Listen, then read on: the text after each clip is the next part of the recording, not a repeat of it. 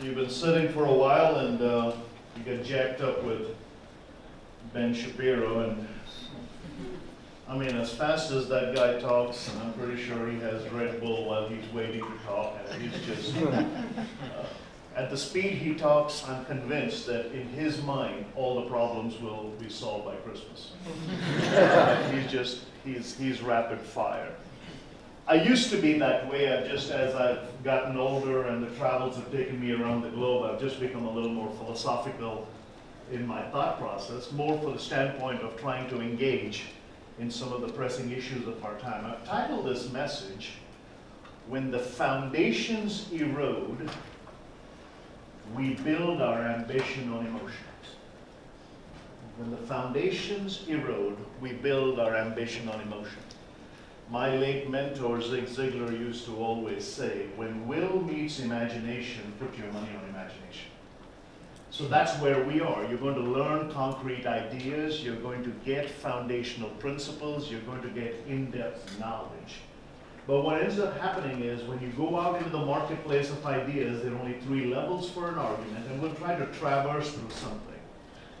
I'm an evangelist by burden, but an apologist by training, so I try to connect the thought of the head and the heart. It has been said in technology that a message will travel around the world in 2 seconds and then take an entire lifetime to go the last 6 inches between the head and the heart. So how do you connect that which you feel with that which you think? And we have become a feeling.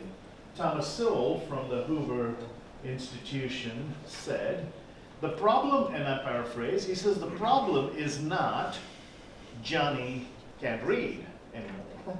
The problem is not even that Johnny can't think. The problem is Johnny doesn't know how to think, he confuses it with feeling.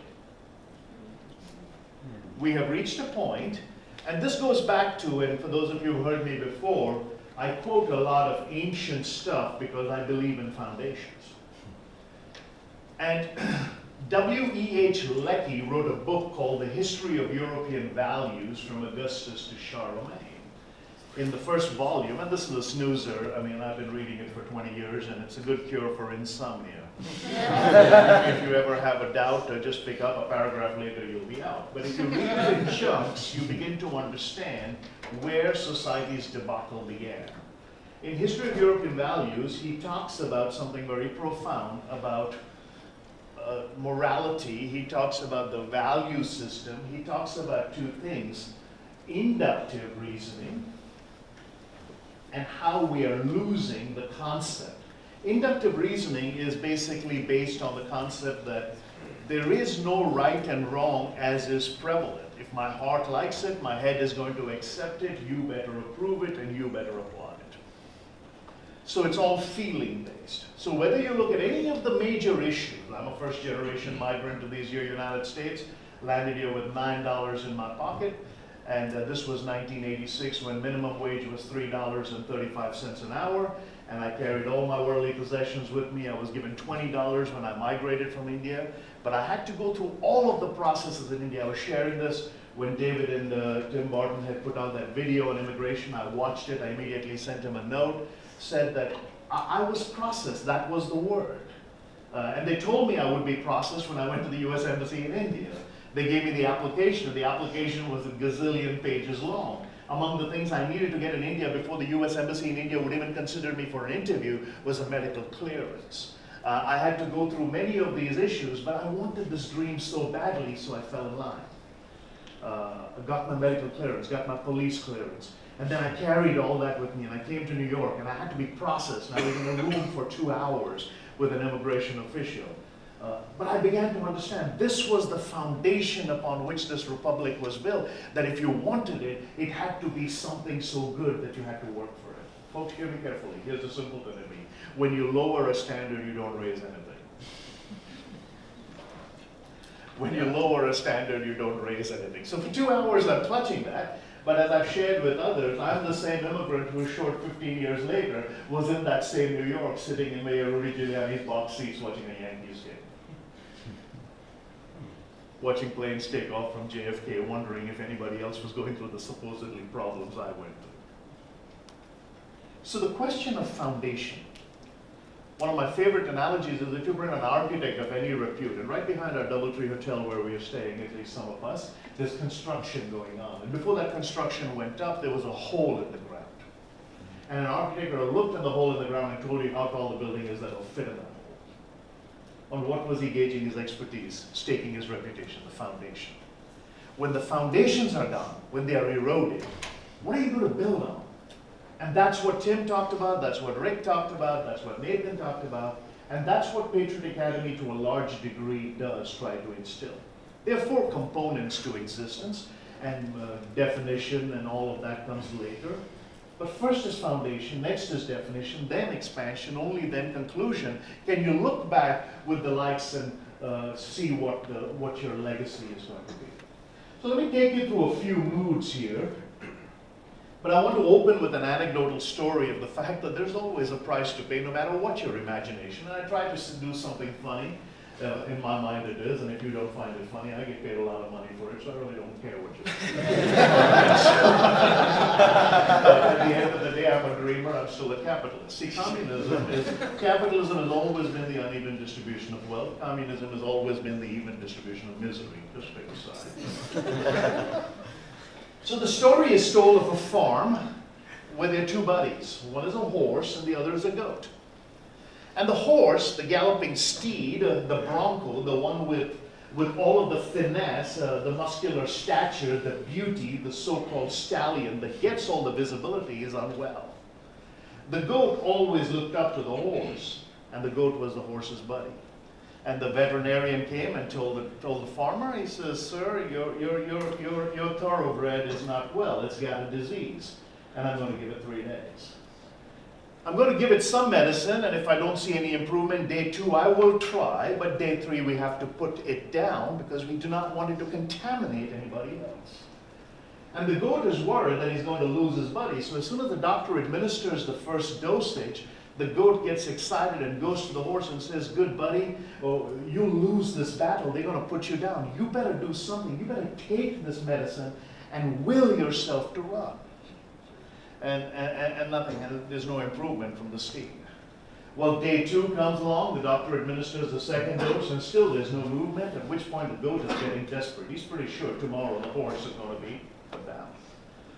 Well, day 3 comes, the goat goes up to the farmhouse and sees the farmer on his knees praying to Almighty God, saying, "We need a miracle, Lord. I don't want to lose this animal." The goat hears the vet talking to the farmer that they're going to put down, and the goat makes a beeline for the stable, saying, "Good buddy, they're going to put you down today. If you don't do something today before the vet gets you, you're done." At which point the horse starts moving a little bit. He says, "That's it, man, get up, get up." And slowly the horse gets up. He says, "Now gallop like the wind," and the horse makes off for the pasture. The farmer, who's been on his knees praying, looks out of his window and sees the horse galloping. And he says, "Praise the Lord, our prayers have been answered. This calls for a sacrifice. Bring the goat."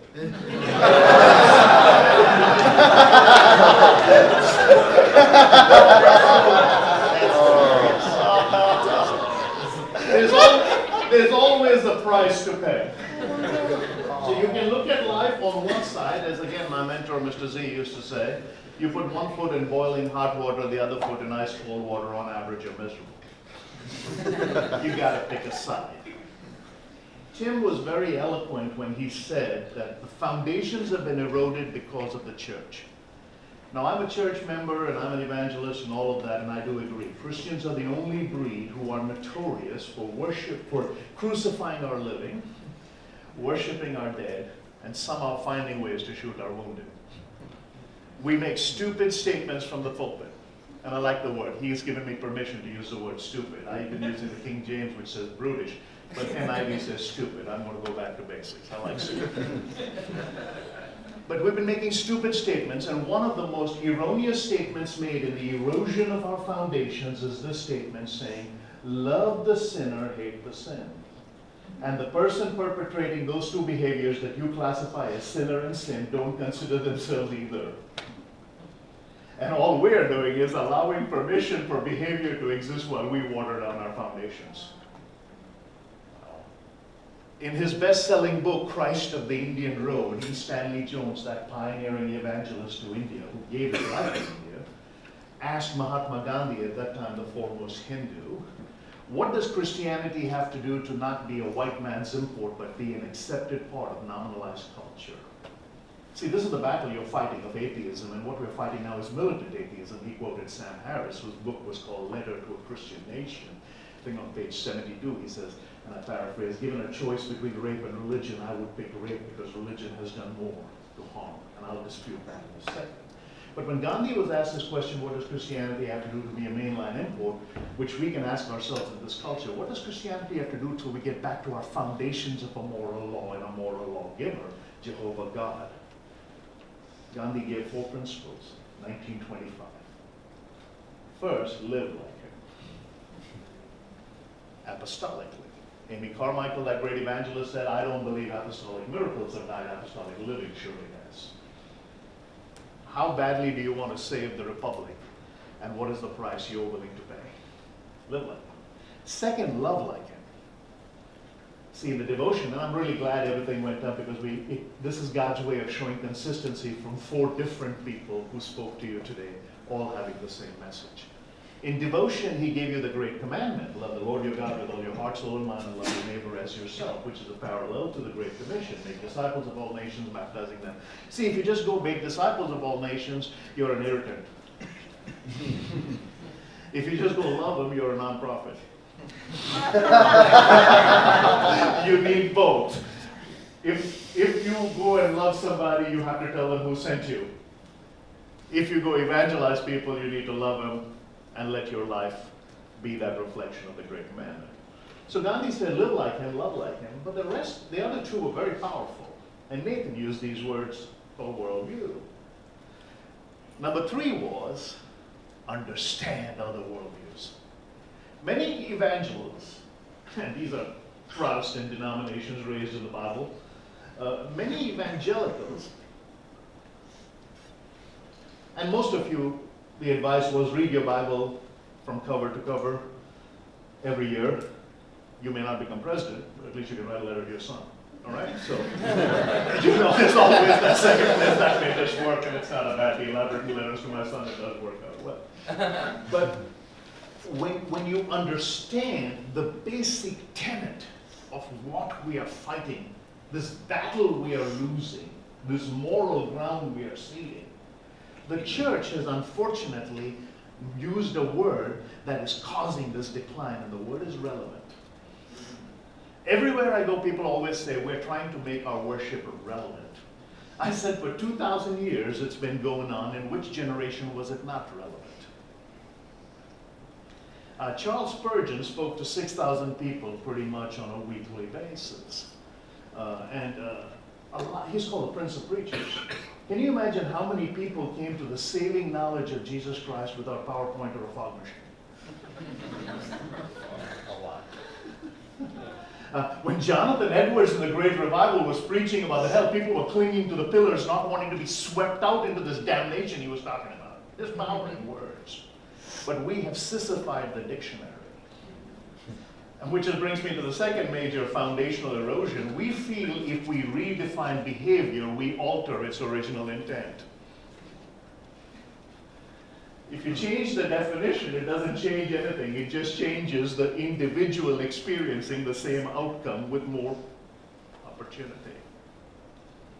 Changing the definition doesn't change anything. Relativism is a crock. A young lady will never tell you, I think I'm relatively pregnant. 9 months from now, she's in for a relative surprise. Okay, there is a right and a wrong, a good and a bad, a yes and a no, a black and a white. They are absolutes. So when you go through this, I want to read you something. Marshall McLuhan, a guy maybe you should go back and research. Towards the end of his life, he was a little wheels off. He was a Canadian philosopher. He is the guy who coined the term, the medium is the message. Where are we losing the third foundation, the medium? Which is the media, is making us lose our morals because they canvas something which is just absolute nuts. You know it's nuts when you watch it, and people are pretty much. So if your argument is from the right, everybody say, oh, you're listening to your libtard or whatever, we got terminology for that. But if you go the opposite side, and I don't read any of the argument, I go back and read the comments to know which side the person is. Oh, you're watching faux news. But here's what McLuhan said. The medium is the message. He made some very pronounced assertion. He says, all of our assumptions, and he wrote this in 1964, all of our assumptions, this is on the heels of Camelot. This is when the last probably good Democrat was making a change in America, John F. Kennedy. Bad morally, but at least some of his policies were decent. But he says, all of our assumptions have outlived their uselessness. Why is Marshall McLuhan important? One of the guys who he influenced was Neil Postman. Read his work, Amusing Ourselves to Death. How this media has made us, that's why Chesterton said, weariness is not caused by the problem of pain in this world. Weariness is being caused by the problem of pleasure. We have no boundaries on our pleasure, and as a result, we have no foundation. This is what, think about it, the greatest arguments of our time are identity and behavior. What do I look like and which bathroom I use? Wow. What do I feel like and where do I go? A biological necessity that, if you time it right, is limited to twice a day. You do not need to inconvenience an entire populace. And now I actually look at what symbols are outside a bathroom because I'm petrified I'm going to be in the wrong one because they keep changing the picture. The stick figure was easy. But that's our biggest argument right now. This is a republic that has allowed people like me to dream in far-off lands and who are willing to be processed.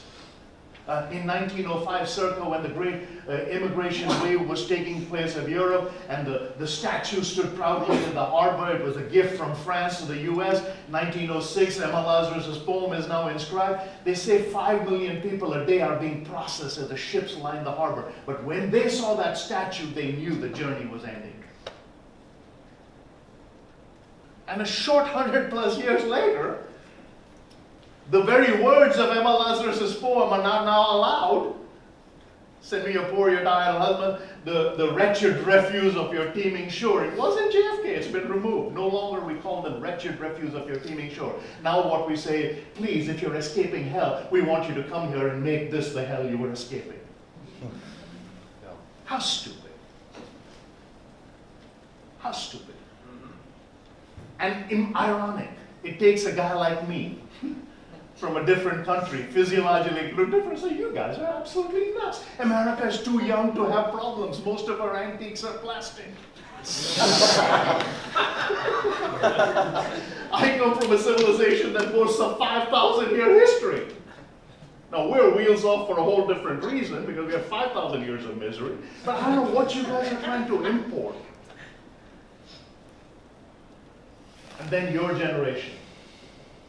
My greatest prayer is that on Friday night, when that Torch of Freedom banquet takes place, and you guys make that final move, that the cameras of the world descend on Austin, Texas, and say, guys, stop screwing up the country. Give us 5 more years. Reinforcements are on the way. Yeah. Stop screwing it up. I was speaking in D.C., and someone said, hey, what do you think about this big problem with the Washington Redskins name? I said, hey, wrong kind of Indian.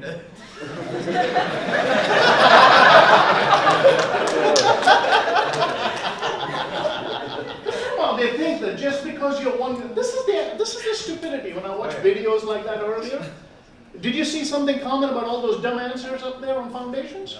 Yeah, they were all adults. Solution for that is real simple. Throw them over. With our luck being the West Coast, they'll sail back.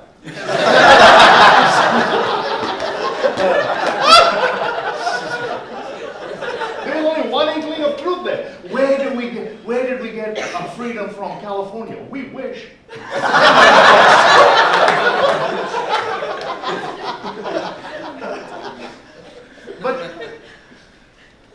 So when they asked me about my opinion on Washington, I said, but I am offended. So half the audience clapped. I said, I am offended by the name. I said, I think we need to drop the name Washington.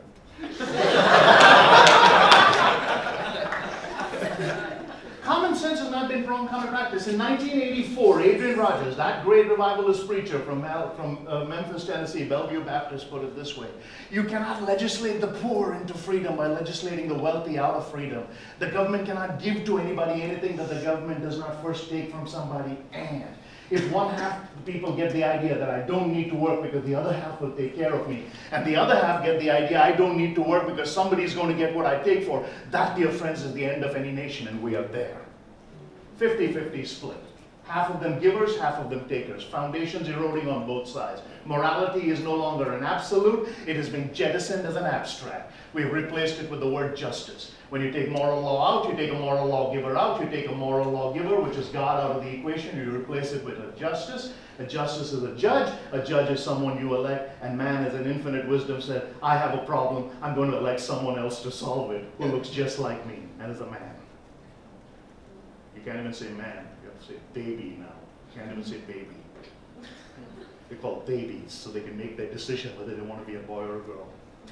See, in that kind of thing, you know, Mr. Ziegler was wise beyond his wisdom. He says, in their little town, when a man beat a woman, the justice was different. They would ask him very simple questions. Why do you do this? Not how, which is what we're trying to cure. You've got to go back and ask why, foundation. Why do you do this? Oh, I get carried away when I drink. Well, why do you drink? He says, when I sit to gamble, I then pick up this illicit poison. The village elder said, oh, now we realize your problem is sitting. So they would take a switch and beat him from here till his ankle. So for 6 weeks he couldn't sit, problem solved.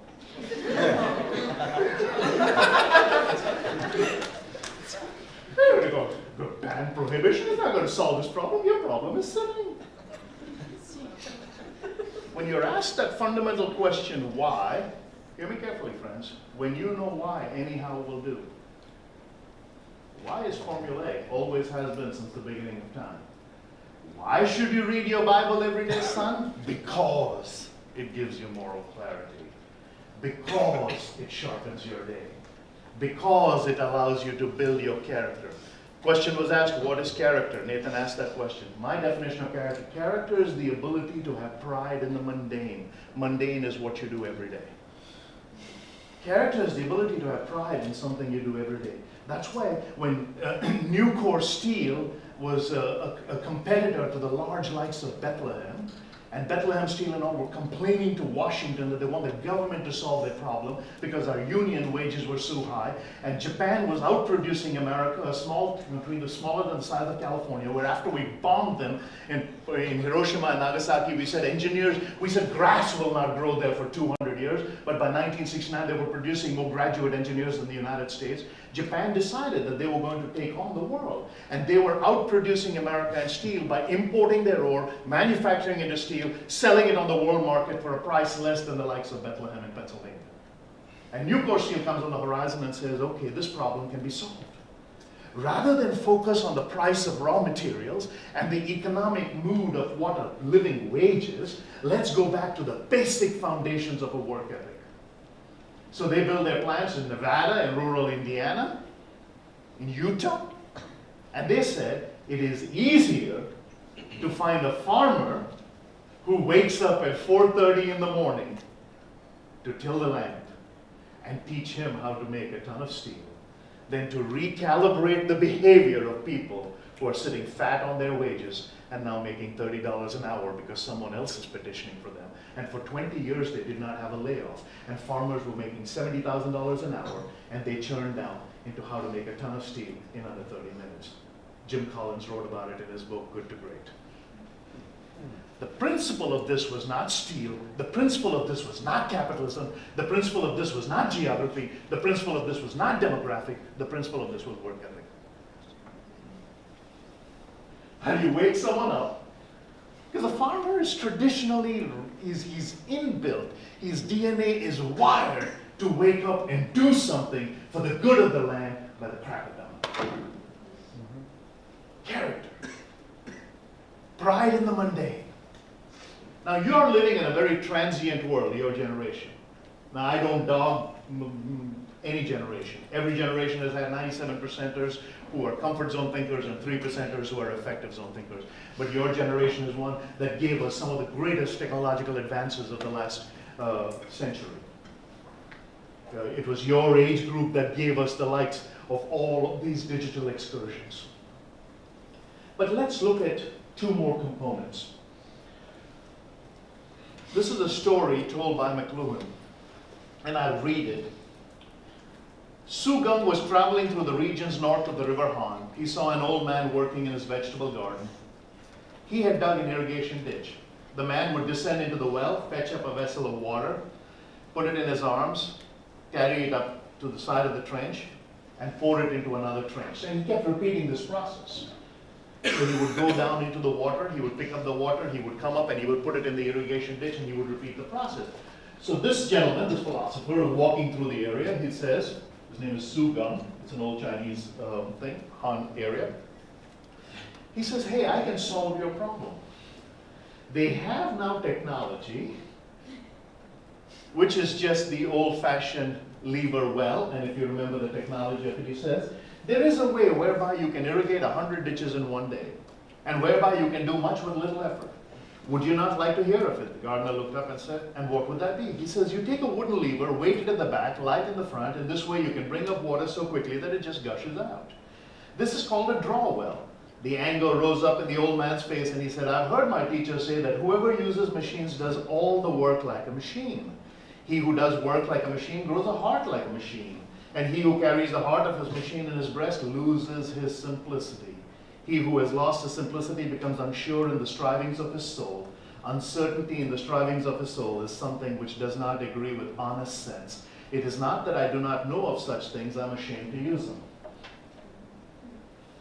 Have we become victims to a mechanized heart? Have we become victims to an automaton soul?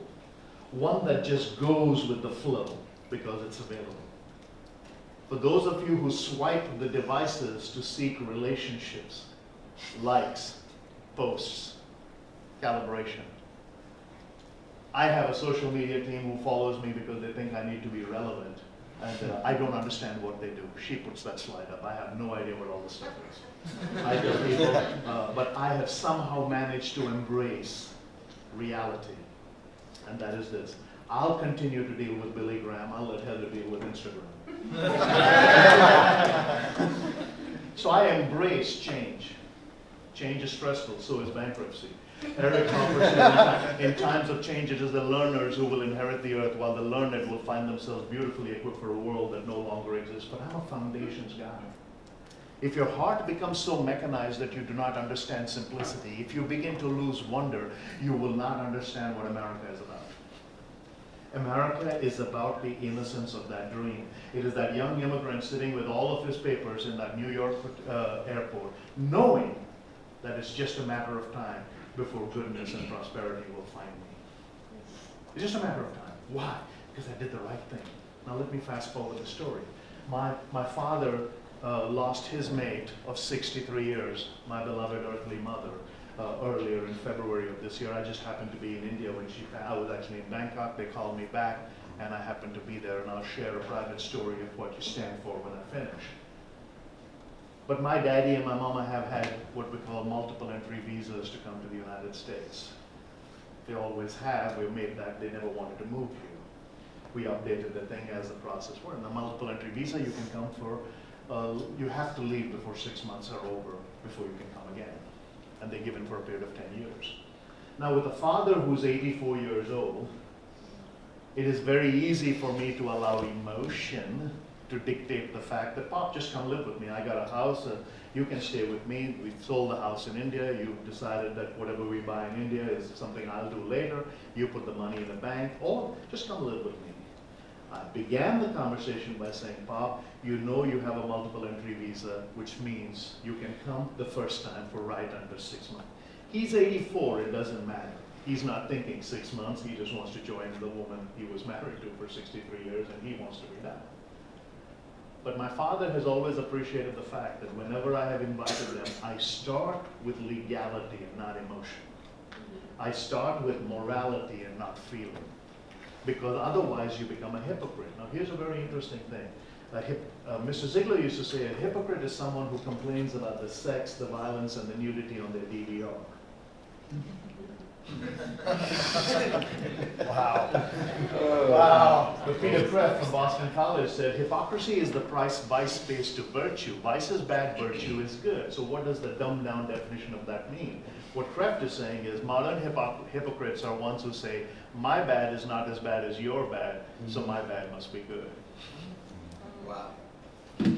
My bad is not as bad as your bad, so my bad must be good. See, if I went and told the people that my father is a widower and he's hurting and he needs to be around family, people would accept it. They would accept it if he stayed over an extra day.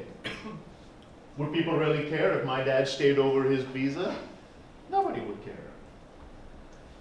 But when will meets imagination, put your money on imagination, it's easy to go there. But I don't want to be a hypocrite. Are you willing to tell your own father that dad is the law? I went through it, I've enjoyed it. This country is the greatest country in the world if you obey the rules. Now there's a very interesting thing. Many of you have read George Orwell's book, 1984. In 1984, he predicted 3 moves. He said, we will come to a time when freedom will be slavery. We're freer than any other time, as Tim pointed out. Most enslaved people right now on planet Earth, human trafficking slavery. He said, war will be peace. We're supposedly more free than in any other time in human history. Largest percentage of the world that can erupt into a social conflict, 66 hotspots that may erupt before we break. But the third was the most chilling prediction he made. He said, ignorance will be strength. To which I like to add, I'm not George Orwell. I speak in very simple terms. Ignorance is not a medal. Quit wearing it.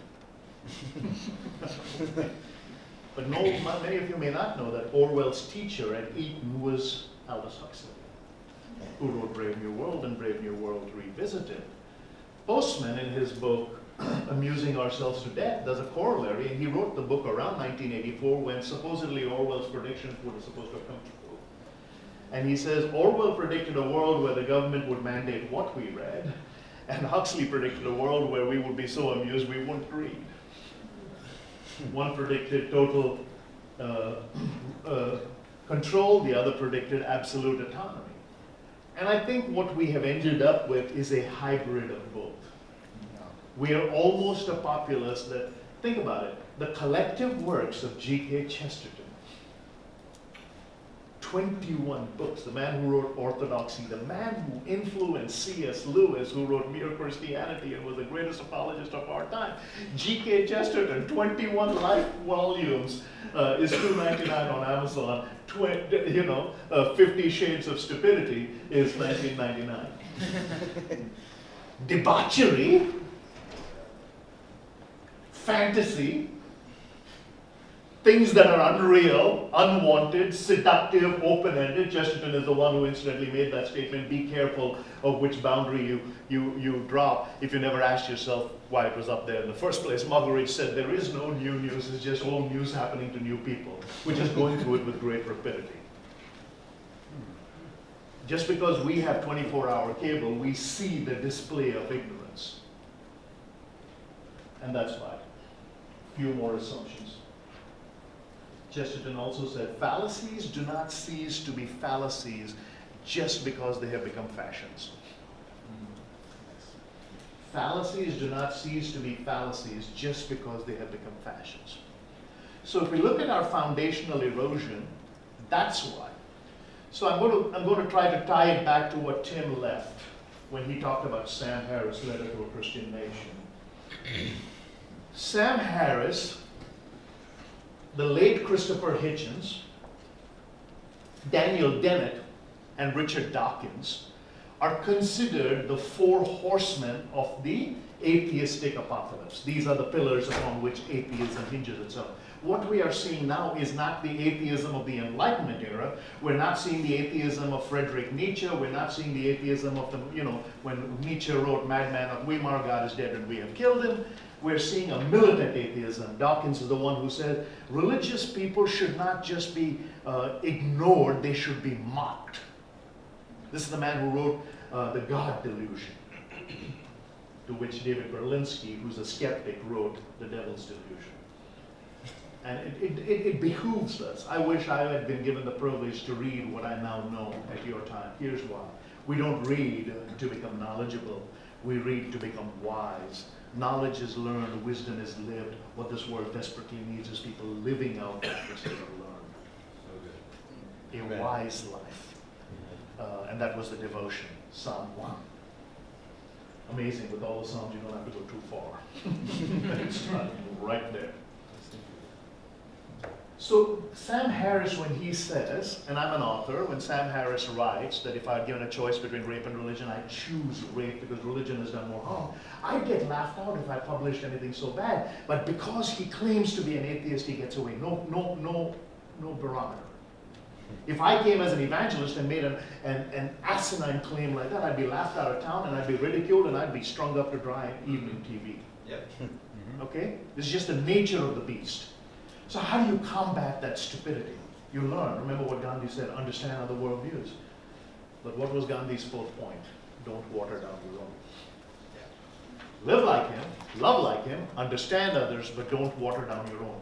We have watered down our own, so we have no defense. That's why Stanley Jones said, Christianity, we have inoculated the world with a mild form of Christianity, so it's practically immune against the real thing.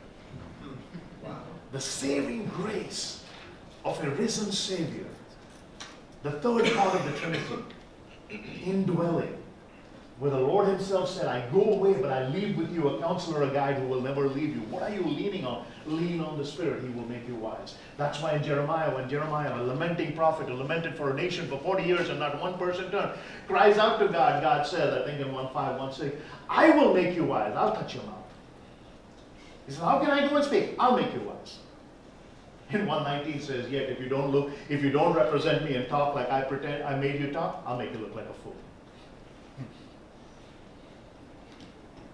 I'll make you look like a fool. So how do we rely on the Spirit? How do we have this conviction?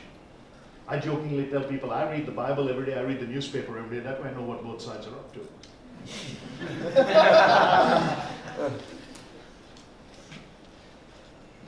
But there's something even more serious about this. And I'll close with that illustration. So, I'm a born-again believer. I've studied apologetics. I've studied foundations of American history. I lecture on civics. I do all kinds. I have an eclectic lifestyle. I'm so fortunate for the last 25 years I've chosen a profession that has allowed me to straddle the line of secular and sacred every day of my life without irritating either. And being welcome into all environments. Now, next week, I'll fly to Salt Lake City. I'll speak for a corporate event. I'll go to Taiwan. I'll speak for a corporate event. I'll stay back the next day and speak for CBMC's Christian gathering in Taiwan. Then I'll go on to India. I'll do a series of meetings. It'll end up at Apollo Hospital, one of the prestigious hospitals in India, where I'm the keynote speaker at an awards function, but I'm invited because I'm a Christian. Then I'll go to Sri Lanka, where I'll deal with the persecuted church. And then I'll go to a place in the Middle East I can't name. That's my life. But I enjoy it because there's a stand. Dr. Martin Luther King said, if you don't stand for something, you'll fall for anything. He says, if you want people off your back, stand erect. That's awesome. Everybody quotes his I have a dream speech, and rightfully so. In fact, nobody goes past the first paragraph, which talks about the rights and character and color and all the other stuff. But if you look at the very next paragraph, he says, I have a dream where my four, and I paraphrase, I have a dream where my 4 children, in the racist state of Alabama, where the governor's lips drip with nullification and interposition, I have a dream where every little black boy and every little white boy will have the same privilege as every little black girl and every little white boy. Finally, Sarai's little black girl from Alabama, father said, you may not be able to eat at the lunch counter at Woolworth because of the prevailing mood of our time, but you can dream to be president. She went on to become provost of Stanford, $1 billion budget. I'm, after all, a dumb immigrant, but I travel a lot. There was a 4-year period in American history where every consulate and embassy around the world had 2 pictures, a white boy from Texas and a black girl from Alabama. His dream did come true. It's just how you look at it, if you want to. Perspective. How are you going to stand? Read his Nobel Prize when he speaks. See, that's the one I quote. 3rd generation Baptist preacher from Morehouse College. It was his divinity that allowed him to lead a lot of what he did that caused a change in this world. Like, people say, hey, if I'm bitter about anything, I'm bitter about the fact that Dr. King went to India to study Gandhi, came back and implemented those principles in America. Dr. King got a Nobel Prize, Gandhi didn't. Some reap, some sow. I can prove it time and again. Till the cows come home, I'm Indian, I can say that. But in the Nobel Prize winning speech, he said, I refuse to believe that man is mere flotsam and jetsam in the river of life. I believe that the oughtness that is within him will confront the isness that is about him. Read that speech. You'll begin to see how God operates in a man's life. What are you standing for? So February 9th of this year, my mama passes. I'm in the hospital in India. And I quickly realized I'm going to come face to face with the foundation of what I believe. I'm an evangelical Christian ordained in the Assemblies of God. 20 Sundays a year I'm in a church somewhere in the world universal talking about the uniqueness of Jesus Christ. The rest of the time I'm on the secular side. Some of the time I'm on the sacred side. This is the world I straddle. But I have a foundation, and the foundation is Krish has an evangelical outlook. Now I'm in India. My late mother, I don't know whether she accepted him or not, so we are now confronted with ritual and tradition. The next day they're going to bring all the ceremonies that go with her identity. They're going to douse her completely in multiple types of liquid, and they're going to chant, and they're going to scream, they're going to mourn. I celebrate life, they grieve death. My brother has flown in, he's an older one, he's going to do some of the rituals, but I'm commanded to do some of them. So I have to look at my father and my brother and say, now ends my participation in all the grief process. I cannot participate in any of your rituals because I will become a hypocrite. Just because she's my mother and just because I love her, I cannot stand and participate in something I don't believe in. I have to take a stand. Folks, I do not wish this on anybody, to be a stranger at your own mother's funeral. When they mark off certain area as sacred and you're at a distance, they're all dressed in traditional garb and you're wearing your jeans and a t-shirt, and you're standing there weeping tears of agony because you so want to be near her as she makes her earthly goodbye. At about 5 minutes till 9, all the festivities are beginning, and my father walks up to me and says, she was your mother too. And I thought, I'm going to get rained on because relatives are complaining. I said, Dad, you know. He says, no, let me finish. He says, she was your mother too. This is your birthright. You are half of her. And then, as if the Spirit said, I will not let you because you have trusted me. My father puts his arm around me and says, son, would you mind praying over your departed mother in the name of your God? And I held my father and my brother and cried out in front of that entire crowd of people who had a different worldview. Lord, I have proclaimed you as the God of Abraham, Isaac, and Jacob. Not knowing the damnation of my mother's soul, today I cry out to you as the Lord of Lazarus, because I know you're the only one, if there is a God, who can heal in the wilderness. The following week, my father is not where I need him to be, but he started coming to the church where I was preaching. He wanted to know, what is it that I believed in so much that I was willing to stand outside the line of invitation and be a stranger at the most criminal relationship that man can have. Christ did it from the cross when he said, woman, behold your son. Son, behold your mother. Such an important relationship, I looked at them and said, I can't participate. That's my plea to you. When you look at your foundations, and you remember when the foundations erode, all you have left is to build on feelings. Ask yourself, what is the line that you won't cross? What is the thing you will not negotiate? And what is it for which you will stand and take your lumps and your licks? I want to end with what Postman said. Americans no longer talk to each other, they entertain each other. They do not exchange ideas, they exchange images. That's he wrote in the 80s. They do not argue with propositions, they argue with good looks, celebrities, and commercials.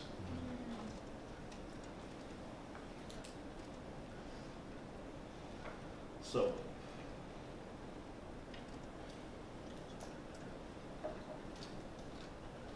whatever the debate, whatever the issue, whatever the mood, when you stand, ask yourself, have you had a foundation that if you just looked at your mirror image of yourself, you know how tall you can be in this journey, how far you can go in this journey, and when you look back, you can articulate from whence you came.